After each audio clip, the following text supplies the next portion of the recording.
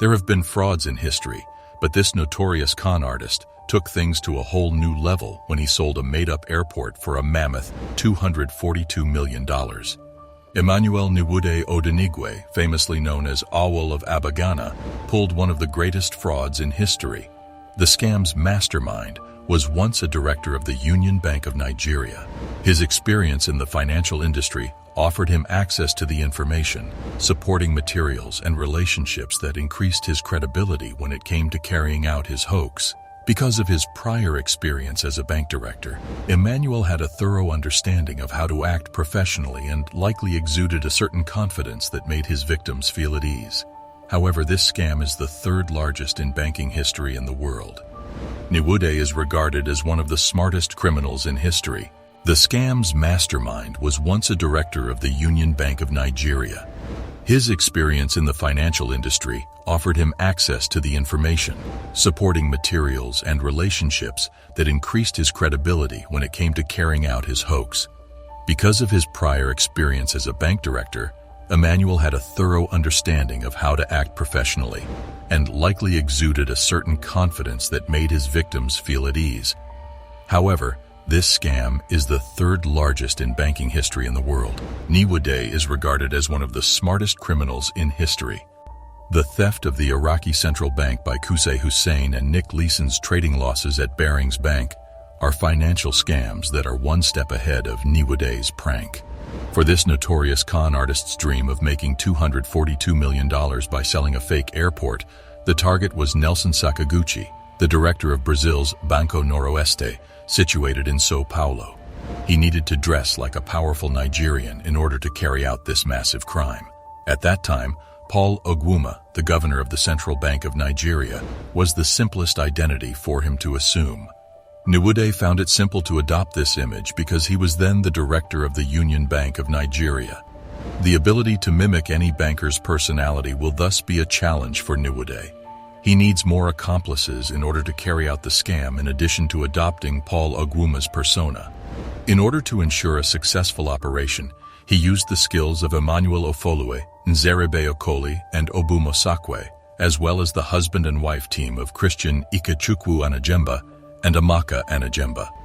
He, posing as Paul Ogwuma, persuaded Sakaguchi to invest in a new airport in Abuja, the capital city of Nigeria, in exchange for a $10 million fee. The whole transaction was for $242 million, of which $191 million was paid in cash, and the balance was made up of unpaid interest from 1995 to 1998. Sakaguchi took the bait and lost big, which hurt Banco Noroeste. But you must be wondering, what exposed his scam on the global level? A Spanish global financial services firm called Banco Santander had plans to acquire Banco Noroeste Brazil in 1997. A sizable Hoover was discovered while at a joint meeting to support the acquisition. The Hoover was given a careful inspection because it seemed so enormous. It was discovered that a sizable amount of money was dormant in the Cayman Islands. About 2/5 of the bank's overall worth and half of its capital are contained in this fund. As a result, a criminal investigation team was established in the nations where the parties implicated live. Brazil, Britain, Nigeria, Switzerland, and the United States are the nations in question. The Economic and Financial Crimes Commission, a recently established anti-graft organization, pursued the con artist in Nigeria. Nelson Sakaguchi was detained at the John F. Kennedy International Airport in New York and sent to Switzerland to face accusations related to opening bank accounts there as part of the scam.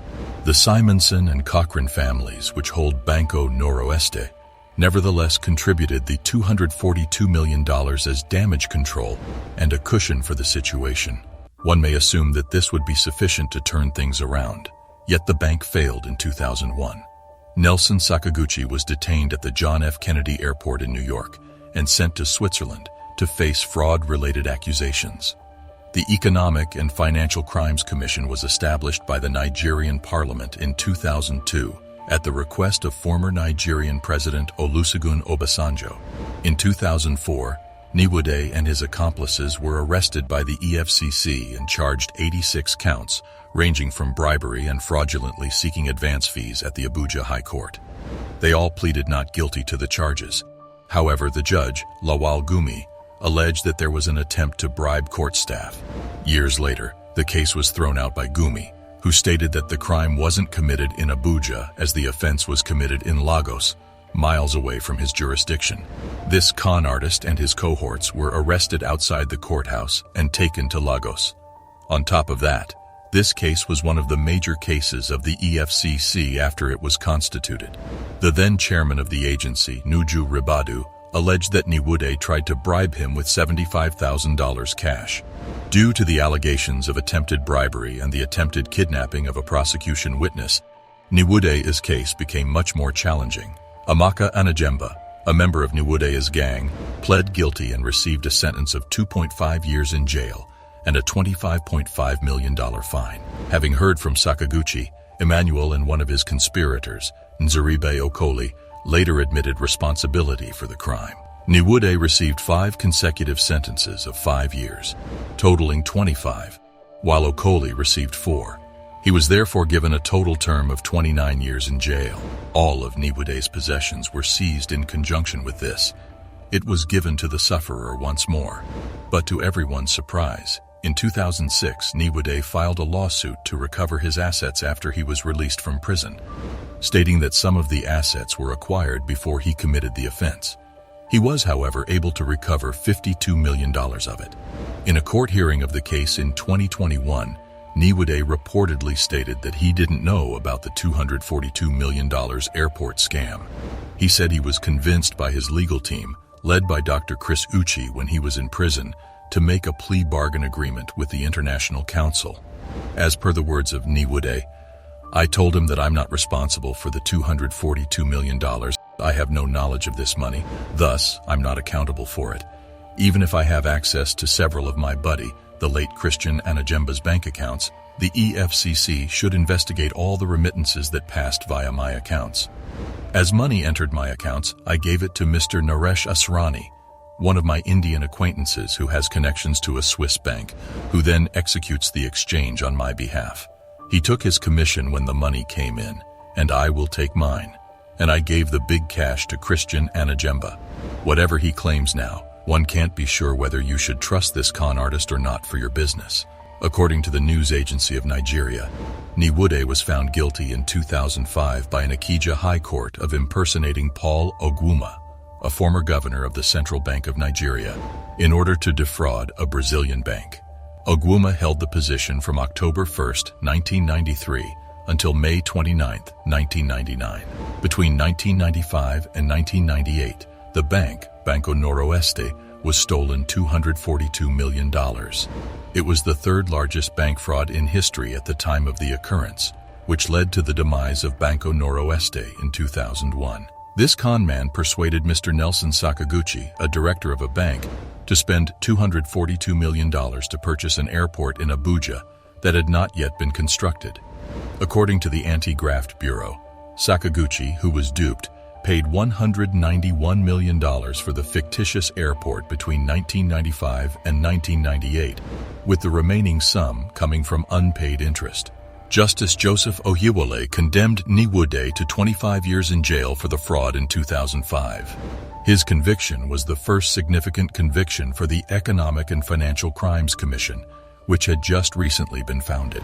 The culprit of the $242 million fraud further claimed that the senior advocate of Nigeria, Mr. Olisa Agbakoba, abandoned him 2 weeks after receiving 27 million naira of the 30 million naira fee he had requested for legal representation in the case. After Mr. Goke Ajayi, I asked Olisa Agbakoba to represent me on stage.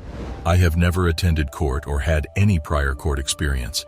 He demanded 30 million naira when I brought Agbakoba, and I only gave him 27 million naira. He threatened to withdraw from my case if I did not pay the remaining payment. I advised him to enter hell. When he didn't show up for the following adjournment, leaving me stuck in court, the EFCC presented me to Mr. Ricky Tarfa, Nwude stated. The case was postponed until May 24th so that the trial may continue. Justice Mojisola Dada. That's what he claimed before the Nigerian judge. No one knows how authentic his claims are. But to everyone's surprise, the presiding judge, adjourned the case till May 24th for continuation of trial. 5 Nigerians have gone on trial charged with defrauding a Brazilian bank of $242 million to build a fictitious airport. Prosecutors described the case, which opened at the High Court in Abuja, as the world's single biggest advance fee fraud scam. The 5 defendants include a housewife, a lawyer, and Emmanuel Nwude, a businessman said by the prosecution to be a former director of Union Bank, the second largest bank in Nigeria. All are accused of tricking an employee of Banco Noroeste in Sao Paulo, the commercial capital of Brazil, into paying out $242 million of his bank's money to finance the construction of a fictitious new airport in Abuja. They allegedly did so by promising to pay the Brazilian bank employee a personal commission of more than $13 million on the deal. Over a period of 4 years, from 1995 to 1998, he transferred $242 million at their behest to various bank accounts around the world. Appearing in court in handcuffs, these guys pleaded not guilty to 86 charges of fraud.